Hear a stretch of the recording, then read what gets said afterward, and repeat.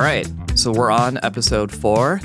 And last episode, we talked about what attribution setting to use in your Meta platform, right? So it's like most brands, they start off by spending on Meta, and then they continue to grow, and they're like optimizing sort of, hopefully you've already optimized your Meta settings at this point. And so now the next step is, how do you design an incrementality study? So really the question that you will be able to answer by the end of this episode is, how do you know what is the incremental lift that you are driving against for a particular business objective? And how do you design that study, right? So it is a type of experimentation, and we'll sort of specifically double click on incrementality within that experimentation bucket. If you're, just zooming back out, attribution, experimentation, modeling, we're going to dive right in. So let's just start with the simple question of, when is the moment where you want to actually design an incrementality study or an experiment? Like, why does somebody listen to this episode? Because what's going on in their business that would help them say like, hey, actually now's the time for me to design an incrementality study? Yeah. So I think there's two primary reasons, right? Reason one, and we touched up on this in episode 2, but reason one is that you have a proven channel, right? Yeah. Say Facebook ads. Facebook ads is driving sales, but you're now needing to calibrate or get those baselines that you're going to use for calibration for a model that you'll be building in the future.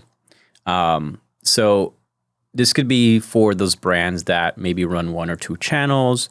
They know that what they're running is incremental, and this is just a matter of a calibration point for, again, model building.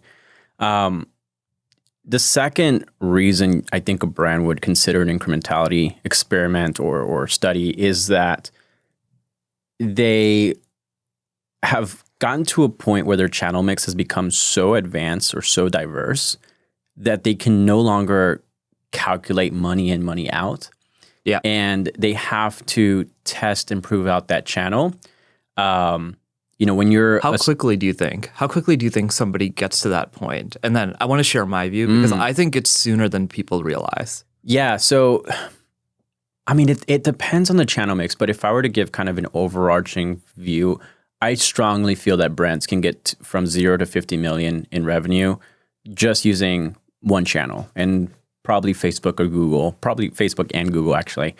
I think after 50 million is when brands start to have that itch where they're like, ooh, we should be doing print, we should be doing mail, we should be, testing Pinterest and YouTube, and we should do display ads and native. And I think that's at the stage where when you have 4 or more channels, I think that's where that 5th channel is where it's going to get super complex. We talked very briefly about the P&L aspect of marketing. Yeah. And when you just have 4 or less channels, it's very simple. It's money in, money out. You put $50,000 here. How does that affect your bottom line, your contribution dollars? In that 5th channel, it can get a little bit muddy. And so this is where an incrementality study can help. So either at the size of the business, or better said, I think at that 5th channel or beyond is when it starts to get, you should really consider experimentation. Some of the things that we've seen that I think makes it happen sooner than you would expect is when they have a channel that's non-obvious. So the standard brand will have like, Facebook is driving a ton of revenue. Mm-hmm. But what if you have massive organic traffic because you're an influencer brand? Or what if you have massive email traffic because your repeat purchase rate is through the roof, right? And so there are these things that happen in certain brands that we've seen where like, the Facebook attribution ROAS is like 60 or like 120, which is obviously not correct, but it's because it's like an influencer driven brand that has like, done a bunch of campaigning that week or that month. And so there's an incredible amount of like pure organic that's going on, and those people are getting served the ads. So then they're getting the view through. But what we've seen is that there are certain brands that even once they get near the 10 million mark, by the way, I totally agree with you. I think you shouldn't be thinking about this for actually quite a while. Yeah. Like my rough rule of thumb is around 10. So I'm not quite at the 50, but if you're a good marketer, then no, I'm just kidding. But to your point, yeah, as if when you have a simple mix, it's a distraction at that stage. Yeah, you're totally. sort of chasing shiny objects. Yeah, totally. But some brands, like the way to think about your channels is like, yes, you have Facebook, you have Google. If you have SEO, email, SMS, and organic, now you're at 6, right? And so just be cognizant of how you're actually measuring your channels and make sure you actually take an accounting of your different channels when you're sort of making this decision. But hopefully you're not like diversifying your spend across 5 different channels at a $5 million gross revenue, because then you really are going to have a hard time prioritizing how to grow, right? So that's the other thing to just be cautious of. But that's sort of what we've seen is every now and again you have these nuances pop up that can inform, hey, maybe you want to design an experiment a little bit earlier than sort of your peer next to you. And to your, I think that brings up a topic that I wasn't going into this conversation, top of mind of, but there are, like, I'm talking here in the sense of performance experimentation, but there's also brand lift. Yeah. Right. There's also just these other studies that won't be 100% helpful in your model building, but are still absolutely important. Having a survey go out to people that are exposed and controlled and understanding how much your ads are memorable, how many people or the percentage of lift that's being caused by people remembering the ad or remembering the brand or, having that purchase intent.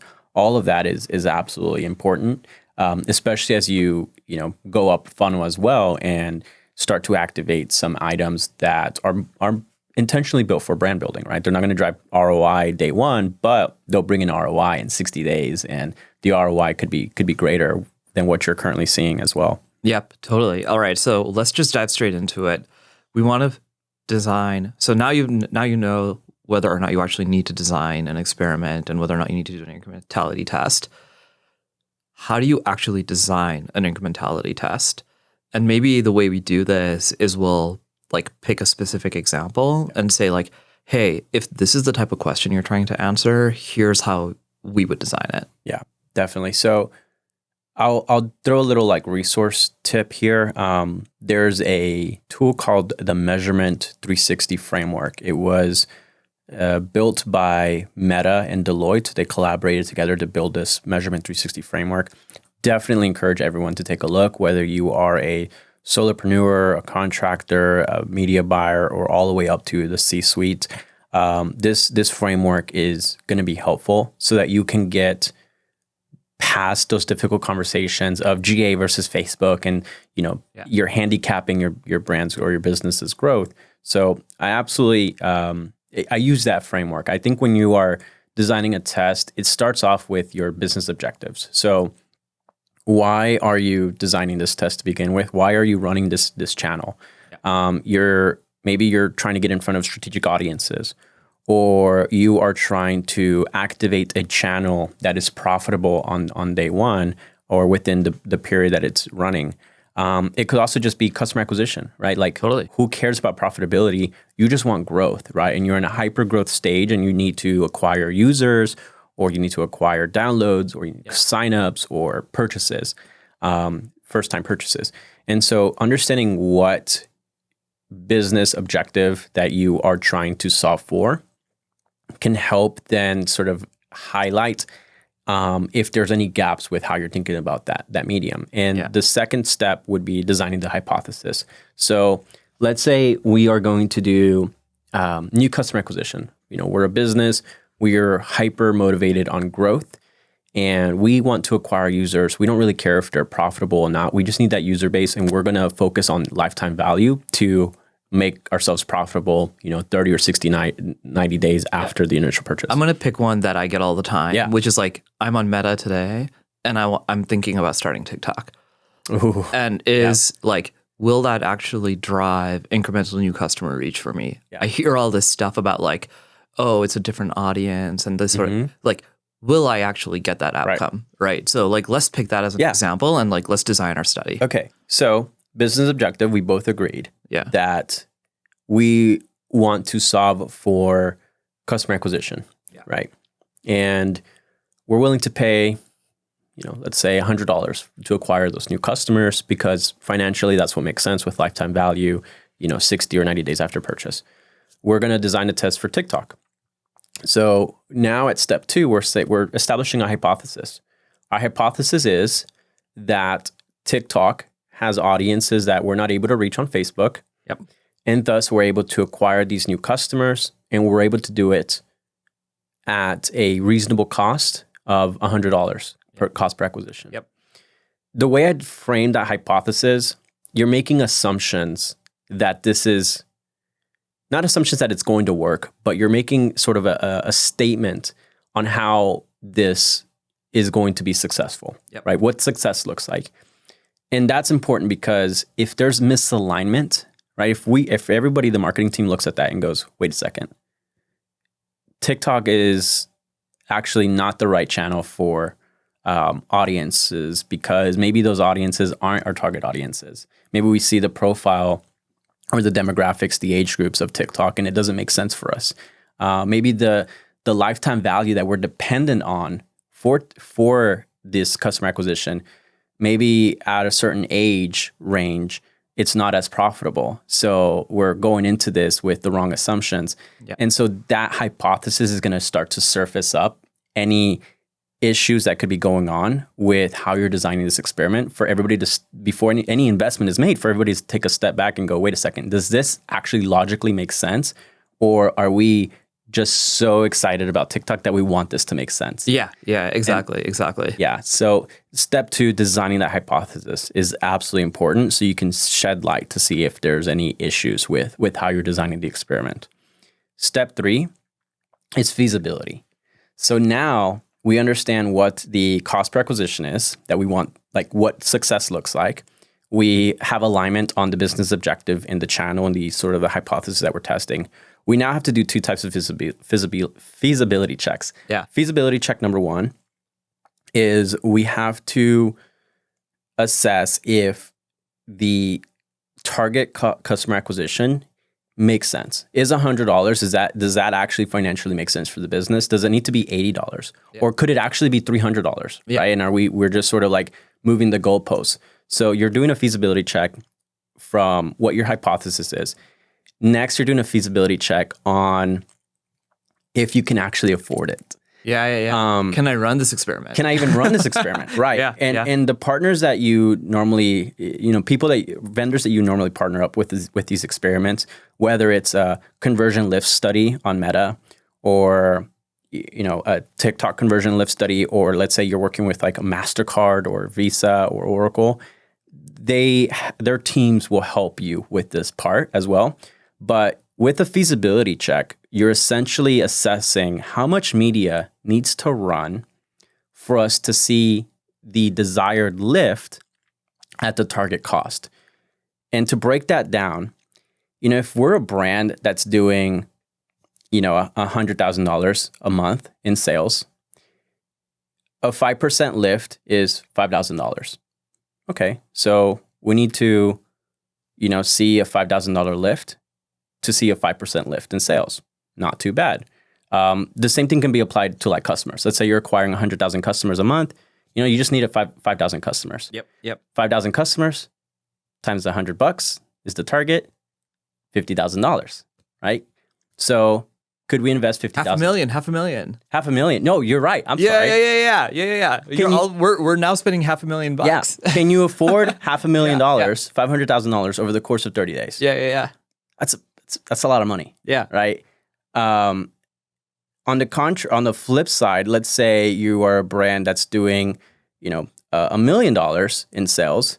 A 5% lift is a significant amount of volume that needs to be generated for you to calculate that lift. And there's these things called minimal detectable effects, where if you're trying to detect a 1% lift, you're going to require a lot more money versus a 10% lift. And so these feasibility checks are important because it's not as simple as, let's run this test. It's like an A/B test. You have to make sure that the investment that you're putting in is driving enough of a change in your business for the study to detect the change and statistically with a confidence say that, yes, this is influencing your media and this is incremental and it's driving results. That's why these studies are very complex and they can get insanely costly, but they're absolutely important. Yeah, yeah. And there are actually a few resources that I've seen some other brands we work with use on designing some studies, at least to help with how many events do I need to have happen in order to prove that this is a 95% confidence level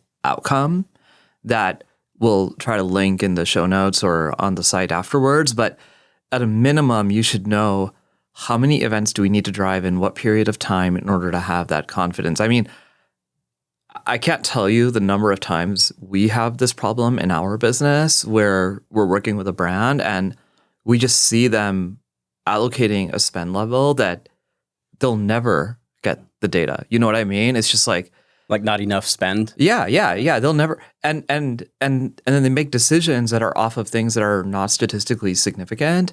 And I want to tell them like, hey guys, like please don't say yes yet. You know, it's like actually make sure that this is going to work long term for you. And like, let's actually double check that this is a real result, right? Before we keep going. And that it makes sense too. Yeah. You know, it is when you break that apart, you define your objective, you have your hypothesis, and then you run your feasibility and you have it all in front of you. You then have to assess back to the channel. Is TikTok something worth testing? And not to put any, shade or anything on TikTok. It's just in the example. Yeah. This could it's just because it's the question. I mean, I chose that question because it's literally the number one question that I get asked is like when people ask for like general advice, they're like, hey, how do we test TikTok or how do we activate it? So let's give the example where, okay, you ran all of those, the sort of the 3-step process there of designing this test. And you go, yeah, we can't afford this. And yikes, you know what? Maybe we are being a bit too ambitious with driving sales right away. So what can you do? You can move up funnel. Yeah. Right. So rather than going after purchases, could we redefine the hypothesis to drive, add to carts? Yeah. Or is there Product like an feeds. email, newsletter or like a discount pop-up that pops up on the website and we just want to capture emails, right? Those events that are a little bit more higher funnel, they capture a significant more amount of volume. And so you're able to get that statistical significance a lot faster with way less investment. Yeah. And this is what the reps, whether it's Meta reps or Pinterest reps or TikTok or whoever, this is what they mean by move up funnel. A lot of people take that advice and they're like, no, I'm not going to optimize towards add to cart. You're not actually optimizing towards add to cart. It's just you're designing your metrics of success to see if you can gather enough data for it to make sense. Yep. See, okay, this is incremental. We're driving incremental add to carts. We see some purchases coming in, but they're not statistically significant yet. Yeah. But we can at least have confidence that there is add to carts that are incremental, that are turning into purchases maybe through other channels. Yeah. And it at least gives you a reference point to then assess if it's worth continuing to invest in that channel. Maybe the next test, now that you've proven that you can drive add to carts or signups, maybe the next steps is that $500,000 investment for purchases. Right, but at least you're not doing into it blind. I would rather pick, sort of a crawl, walk, run approach. Let's crawl and walk here, and then once we have a little bit more confidence, then we start sprinting and seeing if we can drive serious investment. So now, what is the actual test that gets run in our little toy experiment of like, okay, I have Meta. If I turn on TikTok, do I get incremental audience? Like, how would you go about? Like, what is the actual test that gets run at this point? Yeah, so there's two types. You have the channel-specific testing, which is going to be a TikTok conversion lift study. They have the ability to do control and expose, and they work great. They're those channel specific. So how do I actually do this? How do I actually what buttons am I clicking to drive like a control expose study? Yeah. So with that, with a channel specific one, you're reaching out to a rep. Okay. More chances are you're reaching out to a rep. I believe Meta has a self-serve version with a holdout. Yep. And you can actually see the incrementality. But if you have a rep, you reach out to them. Hey, I want to do some scale testing and I want to understand what the incrementality is of the channel to use as calibration or just, for internal purposes. they help. You bring them into the process. They're going to follow those same steps. What's your business objective? Totally. What's your hypothesis? And we're going to run feasibility, and then they green light it as well. So it's great working with that partner. The great thing about those channels, specific ones, is that they are low lift, right? You don't really have to do anything other than communicate with your reps, and they'll set it up for you. The other option is either like in-house or third party. There's third parties that'll do this. They can be pricey for these type of studies. The other option is using some of the open source code resources out there. Meta has a tool called Robin.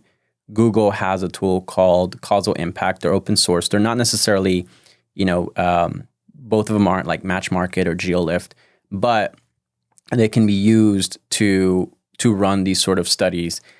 You basically upload all of your sales data into, I'll use Robin as the example, or I believe it's called GeoLift actually. You upload all your sales data into GeoLift. GeoLift analyzes the sales volume across the different states and markets or zip codes, however you give it the data. Yeah. And it's basically splits it out and it says, here's an expose, here's a control, run media here. This is the investment you should run it to. These are the start and end dates, how long the flight is. You basically run the media. After you run the test, you re-upload all the results and then it detects the lift. You can do it in-house. You do need a data analyst to work with the package. The other option, if you're not... How about this? I'm going to offer a hypothesis to you now as a hypothesis on how to run the test. Okay. Mm-hmm. And you tell me where I'm going wrong in terms of like the experimental design. Okay. So let's just say I'm a small brand, so I'm not going to be able to like meddle with any of these outside tools. What if I just did the following? I said, hey, I am going to create 2 targeting groups. One is like, I'm going to pick 2 random states. These might not be actually great examples, but I'm going to pick Oregon and Washington. Okay. And I'm going to assume that these are similar enough demographics, which is not a great assumption, but let's just pretend for the sake of argument. Okay. So, and the way I'm going to do this is I'm literally going to look at my Shopify data and look at orders from Washington and look at orders from Oregon. Okay. And so I look at that from the beginning and I'm already running Meta in both of those states. And then what I do is I turn on TikTok in one state. And so basically in my TikTok, in my TikTok targeting, I just say like Oregon, yes, and Washington exclude. And then I just see how many orders get written and from what types of people. What is the thing that went wrong in how I designed that study? So in that type of study, you are really leaning on the 2 states being as identical as they can be in terms of demographics, household incomes, just the general shoppers, as well as the sales volume, right? You really want those 2 to have similar sales volume, because if one state is producing $100,000 in revenue and the other one is only producing $1,000, the impact and like the level of influence per the previous discussion, the level of influence necessary is going to be vastly different. So if they're both spending $50,000 each, you can very easily compare it against the baseline. So that's the thing though. But if you can do an internal analysis and you find, a set of zip codes or set of states that are very similar to each other, and you look at the last 12 months revenue and you put it in a line graph and you see they're about the same behavior. Yeah. If you can find those 2, then in theory, you can do exactly what you said. Okay. You run TikTok to state A, you don't run TikTok to state B, you compare the results to see if these 2 line graphs that were very similar in behavior, now suddenly they start to diverge, right? Yeah. One of them starts to increase up. You can then take that increase and compare it to the baseline of the other state, and that's going to be your lift. That'll be your incrementality. That difference, let's say they were originally $50,000, both of them. State A, the one that's being exposed, now it's $80,000. That difference is now $30,000. That's your incrementality. You take that $30,000 and you divide it by the investment for the test, and you just got your incremental ROAS. Yeah. Okay. I mean, that's incredible. So this is a totally different metric than the on-platform reported ROAS, 100%. Right? So like, just give me maybe 1 or 2 examples of what you've seen in terms of differences in reported on-platform ROAS versus differences in incrementality. Like, how divergent can these things be exactly? They can often have an inverse relationship. Whoa. Okay. The strategies, audiences, channels that are most incremental can often be the lowest performers. And it's because when you have the attributed performance, right, from the platform, the ROAS could be high and look great, but it could be looking great because you're driving a lot of sales from people that were going to buy anyway. Yep. And so what I often see is you'll have an audience or a channel that the ROAS is well below target. It stinks. It's horrible. But it ends up being the most incremental because those sales that are coming in, even though it's not great in performance, it is like those are actual sales that are being driven. And it's just the performance looks bad. So you do have to find that sort of that tolerance point, and you need to have meaningful conversations if you're in a C-suite down to your media buyer to let them know, hey, we're knowing that this audience is that is highly incremental. The ROAS does not look great. We know performance is going to look bad. I want you to invest more money into this, and that's going to bring down your averages. But we're all on the same page that that's okay. We're making the business decision that this is the right move. Okay. And there's alignment there versus the example that we gave in our previous episode where you're handicapping an agency, for example, and you're saying, hey, optimize towards one-day click because that's going to make everybody feel better about ourselves. Man, okay. So we're telling people who are listening, invest in things that look like they have a low ROAS, which is like I think it's gonna trigger a lot of executives. But I think that this is actually this is why, this series is so important in our opinion is, hey, if your goal is incremental consumers that are not reachable on a different platform and you see that you're getting that, then okay, now you know what it means to get that, right? Now you can always go back and make a decision saying like, it's not worth it, right? Like that's a totally different decision, but then it means that you were never aligned on your business objectives in the first place, right? It's like, hey, actually we decided that these were the business objectives. They're proven true. And now we don't like it because the numbers in a totally different, unrelated metric look not good. I mean, we need to sort of like be sure that we know what we want, right? And it's not always the case. There have been scenarios where I've seen that there is, high ROAS correlates to high incrementality, but this is where you have to test. It's not a one size fits all. I mean, I'm looking at anecdotal examples from my time in my previous roles where I analyze grocer, retail, e-commerce, and even between those verticals and in the sub verticals, beauty, clothing, apparel is clothing. All of those have a completely different sort of results as well. So you really do have to, as you said, align on your business goals, have an understanding of how much you're willing to pay for that customer. And there's a certain scale at a certain point where you grow a brand where you're not just paying to acquire that customer, you're also paying to make sure that a competitor is not acquiring that customer, right? So, totally. And that's at a massive scale, right? Coca-Cola is not driving incrementality tests to like, oh, we need to grow our customer base. They're driving incrementality tests to validate the cost to make sure that Pepsi isn't acquiring these customers. Is that $1,000? Is that $500,000? Who knows? It's Coca-Cola that gets to decide what is healthy for them to protect their market share and their share of voice in the business. Yeah, totally. Okay. So I think after this episode, hopefully you go back and you're able to think through exactly how do I design a test. So I'm just going to like recap. What is the business objectives? Then you actually run a feasibility on the hypothesis. The development of the hypothesis. Make sure you're actually aligned and have a clear point of view. Then you run the feasibility on that actual hypothesis, and then you actually do the real experimentation. And either you use a third party or a tool, or if you're able to do it in-house by actually making sure that some of those key metrics that Bryan was talking about is actually comparable between the holdout group and the exposed group, then you're able to actually run that.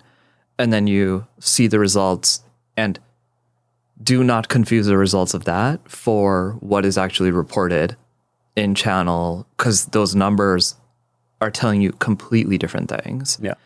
And then, all right, so this is super great. In the next episode, we're going to go into even more types of testing. So we're going to talk through what's the difference between this type of experimentation versus A/B testing.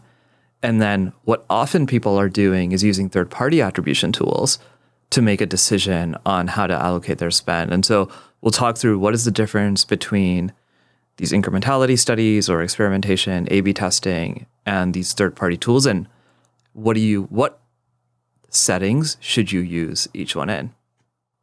Yeah, I'm excited. I was going to add something, but It just blanked. It just blanked. No, well, it was going to be about the holdouts, right? Running the different. You can also do it with a CRM list. So if you have a list of customers, or a list of customers from your CRM, it could be newsletter signups. If you're able to randomize that list, right, and you're able to make sure that there's no other media that's targeting this list here, so you'd have to exclude this entire list from other marketing efforts. But if you randomize the list and you're able to split the list into two groups, smart, you could technically run media to one of the groups on the list, not the other.